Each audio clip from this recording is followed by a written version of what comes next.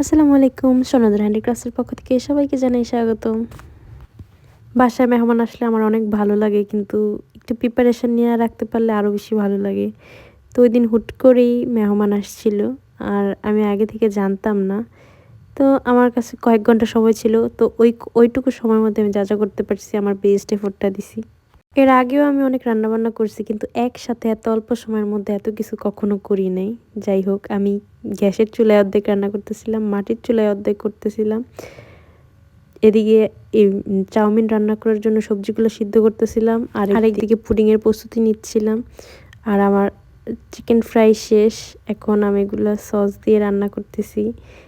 আর এই চুলায় পুডিং দিয়ে আমি রেডি হইতেছিলাম যাওয়ার জন্য। তো এই তো সব রান্নাবান্না করে আমি বক্সে করে করে নিয়ে যাচ্ছিলাম। এগুলো হচ্ছে মেহমানদারির প্রস্তুতি। আমার এই বাসাতে যেহেতু কিছু নাই, এই জন্য আমি আমাদের বাসায় আসছিলাম রান্না করতে।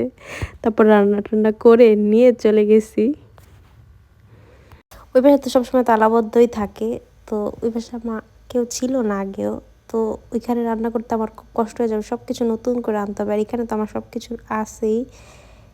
তো এই তো আমি একদম গরম চুলা থেকে পুডিংটা নিয়ে গেছি, একদম আগুন তখন নিয়ে গেছি চুলা থেকে। তো এই তো আমি একটু প্রিপারেশন নিচ্ছিলাম, সব কিছু সাজাচ্ছিলাম।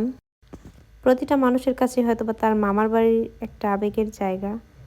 মানে প্রত্যেকটা মানুষের জীবনে হয়তো বা সুন্দর স্মৃতিগুলো মামার বাড়িতেই থাকে, যদিও সবার থাকে না।